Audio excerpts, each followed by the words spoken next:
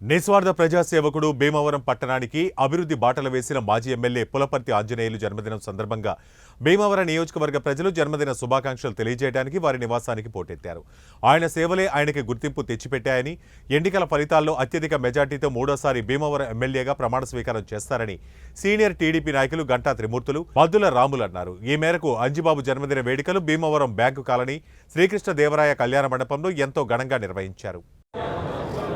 భీమవరం నియోజకవర్గం ఎన్డీఏ కూటమి అభ్యర్థి పులపర్తి రామాంజనేయులు గారు జన్మదిన శుభాకాంక్షలు.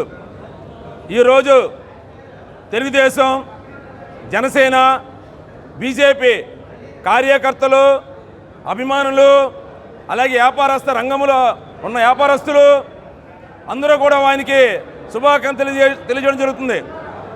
ఎందుకంటే పులపర్తి రామాంజనేయులు అనే వ్యక్తి పార్టీలకు అతీతంగా, కులాలకు అతీతంగా రాజకీయం చేస్తారు.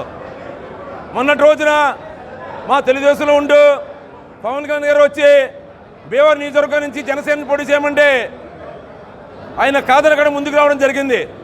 అలాగే కార్యకర్తలే కాకుండా తెలుగుదేశం, జనసేన, బీజేపీ కార్యకర్తలే కాకుండా ప్రముఖ వ్యాపారస్తులు స్వచ్ఛందంగా వచ్చి ఎవరో కూడా రూపాయి తీసుకోకుండా ఆయనకి ప్రచారం కానీ, అలాగే కార్యకర్తలు పాల్గొనడం కానీ అంతా చేయడం జరిగింది.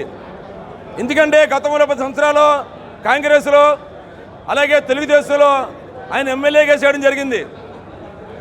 తెలుగుదేశంలో ఉండకపోతే భీమవరం మండలం, వీరవసరం మండలం, భీమవరం టౌను ఎనలేని అభివృద్ధి చేసిన వ్యక్తి ఎవరంటే పులపర్తి రామాంజనేయులు.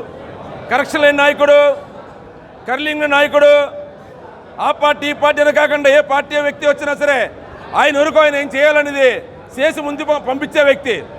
అటువంటి వ్యక్తిత్వం ఉన్న వ్యక్తి కాబట్టి పులపర్తి రామాంజనేయులు కేకేసి పవన్ కళ్యాణ్ గారిని టికెట్ ఇంపు రోజున మంగళవారం నాడు ఆయన సుమారు 45 నుంచి 54 వేల మెజార్టీతో గెలుస్తాం ఖాయమని ఈ సభాముఖంగా తెలియజేస్తాను. అలాగే చంద్రబాబు నాయుడు గారు సీఎం అవడం ఖాయమని ఈ సభాముఖంగా తెలియజేస్తాను. ఎన్డీఏ కూటమి సుమారు 120 నుంచి 130 సీట్లు వస్తాయని పందాలు తబదబలుగా కాస్తున్నారు. భీమవరం అంజిబాబు గారి మీద వేస్తే పొందాక ఎవరు కూడా ప్రజల్లో ఎదిగిన వ్యక్తి, ఆయన కూడా అత్యధిక మెజార్టీ గెలుస్తారని ఈ సభను తెలియజేస్తాను. జై సేన, జై బీజేపీ, జై పులపర్తి రామాంజనేయులు గారు.